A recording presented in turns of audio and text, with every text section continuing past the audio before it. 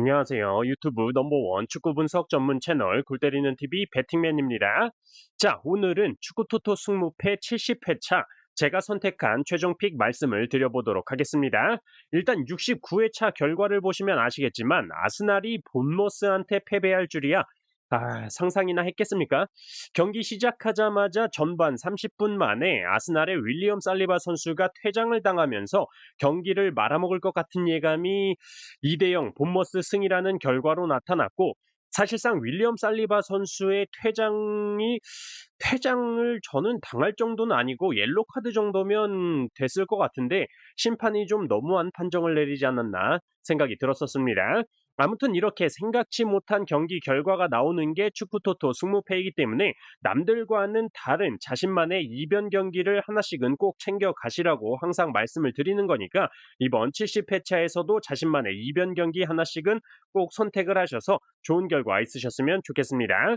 그리고 오늘 말씀드리는 제 최종 픽은 투표율이 굉장히 몰리는 경기들이 많기 때문에 뻔한 선택이 어쩔 수 없이 많다라는 점은 이해를 해주시길 바라겠고, 멤버십 분들께서는 멤버십 분들 전용으로 말씀을 드리는 최종 픽 경기들 빨간색으로 나타나져 있는 경기들에 대해서 좀 집중을 해서 들어주시면 좋은 결과 있으시지 않을까 생각이 듭니다. 자, 그러면 바로 본론으로 들어가서 축구토토 승무패 70회차 제가 선택한 최종 픽 말씀드려보기 전에 좋아요 한 번씩 눌러주시는 거 잊지 마시고, 아직 구독 안 누르고 보시는 분들 구독 꼭 눌러주시고 좋아요 한 번씩 눌러주시면 감사하겠습니다. 누르셨으면 시작해보도록 하겠습니다. 자, 1번 경기 AC 밀란 대 클리브리. 자, AC 밀란의 경우는 UEFA 랭킹 2위의 이탈리아 리그 팀으로서 클럽 랭킹이 23위를 기록 중인데, 사실상 앞에 치른 두 경기의 경우는 리버풀을 상대로 1대3 패배를 기록했지만 리버풀의 경우는 UEFA 랭킹 1위의 잉글랜드 팀이고 클럽 랭킹도 4위를 기록하고 있다는 점과, 레버쿠젠에게도 1대0 패배를 기록했지만 레버쿠젠의 경우는 UEFA 랭킹 4위의 독일 팀이고 클럽 랭킹이 11위로 어쨌든 AC밀란보다 높은 클럽 랭킹들을 기록 중인 팀들이었기 때문에 AC밀란의 패배가 어느 정도는 이해가 간다라고 생각이 듭니다.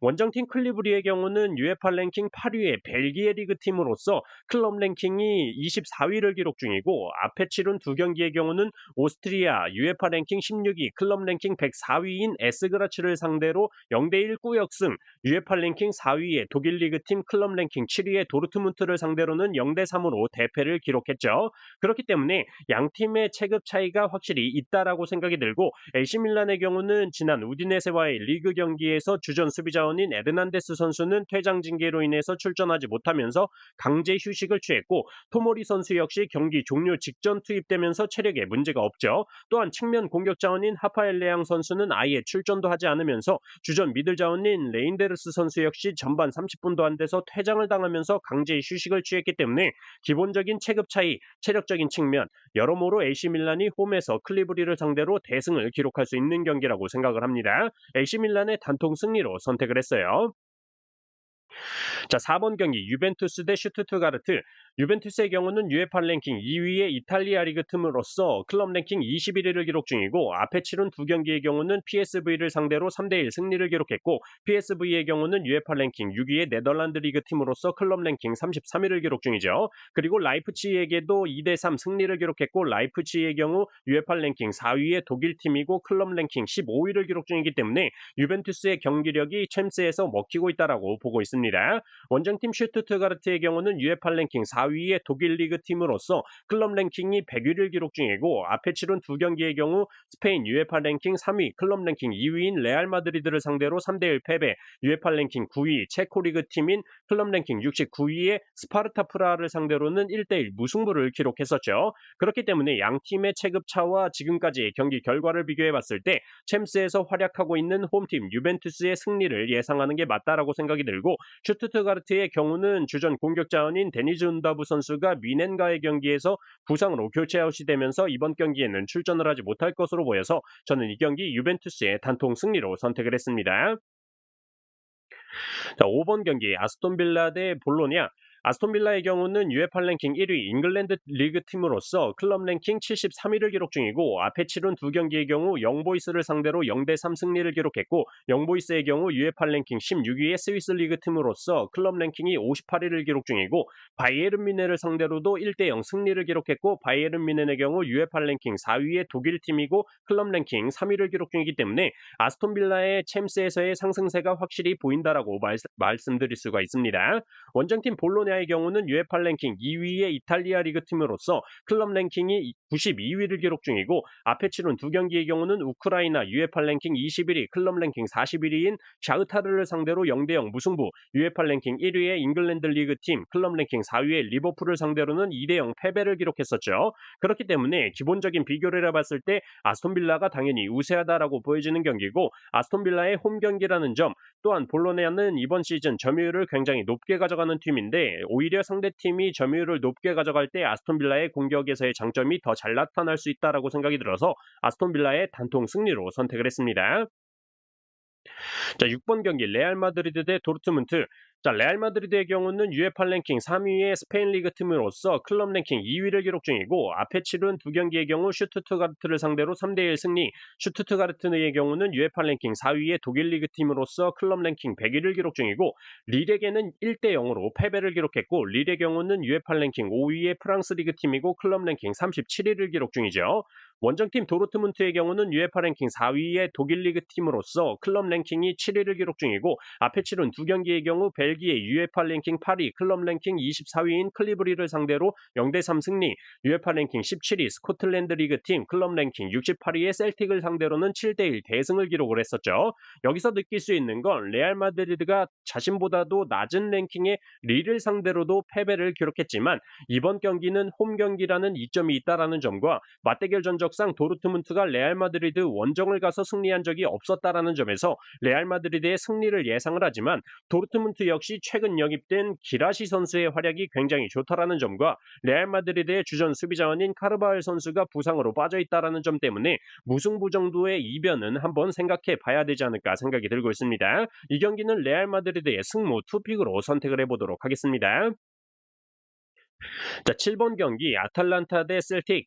자, 아탈란타의 경우는 UEFA 랭킹 2위의 이탈리아 리그 팀으로서 클럽 랭킹 20위를 기록 중이고 앞에 치른 두 경기의 경우 아스날을 상대로 0대0 무승부를 기록했었고 사실상 페널티킥을 성공했으면 승리를 할 수도 있었는데 아쉬운 경기였죠. 그리고 샤흐타르를 상대로 0대3 승리를 기록했었고 샤흐타르의 경우 UEFA 랭킹 21위의 우크라이나 팀이고 클럽 랭킹 41위를 기록 중이기 때문에 당연한 결과였지 않나 생각이 듭니다.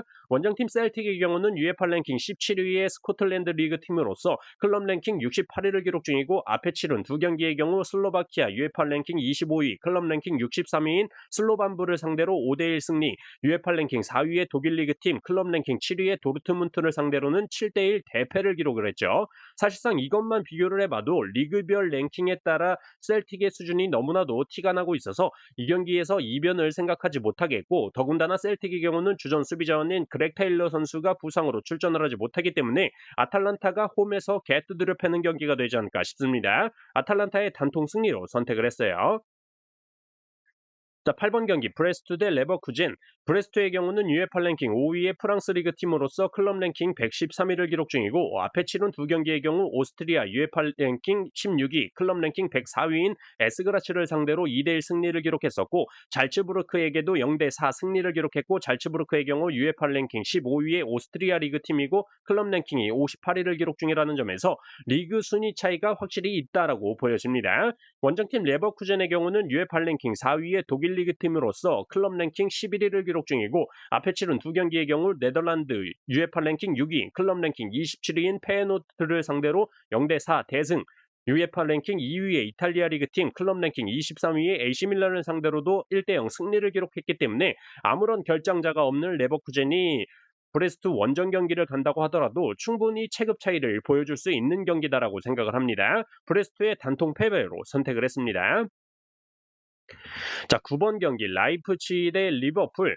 라이프치히의 경우는 UEFA 랭킹 4위의 독일 리그 팀으로서 클럽 랭킹 15위를 기록 중이고 앞에 치른 두 경기의 경우는 스페인 UEFA 랭킹 3위, 클럽 랭킹 16위인 AT 마드리드를 상대로 2대1 패배를 기록했었고 유벤투스에게도 2대3 패배를 기록했고 유벤투스의 경우 UEFA 랭킹 2위의 이탈리아 리그 팀이고 클럽 랭킹 21위를 기록 중이라는 점에서 리그의 순위 차이가 확실히 있다라고 보여집니다. 원정팀 리버풀의 경우는 UEFA 랭킹 1위의 잉글랜드 리그 팀으로서 클럽 랭킹 4위를 기록 중이고 앞에 치른 두 경기의 경우 이탈리아 UEFA 랭킹 2위, 클럽 랭킹 23위인 AC 밀란을 상대로 1대3 승리, 똑같은 이탈리아 리그 팀 클럽 랭킹 92위의 볼로냐를 상대로도 2대0 승리를 기록했었기 때문에 라이프치히를 상대로 충분히 좋은 경기력을 보여줄 수 있을 거라고 생각이 들고 주말 첼시와의 경기에서 에이스라고 생각되는 루이스 디아즈 선수를 후반전 30분만 뛰게 했기 때문에 저는 이 경기 충분히 리버풀이 승리할 수 있다라고 보고 있습니다. 라이프치히의 단통 패배로 선택을 했어요.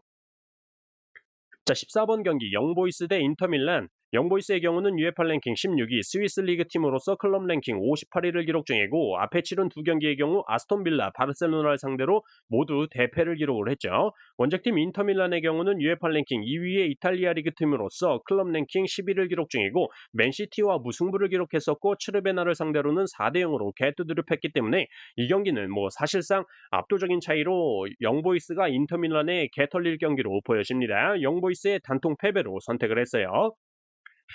자, 이렇게 축구토토 승무패 70회차 제가 선택한 최종 픽 모두 말씀을 드려봤습니다. 잘 참고하셔서 골 때리는 TV 가족분들 좋은 결과 있으셨으면 좋겠습니다. 이상입니다.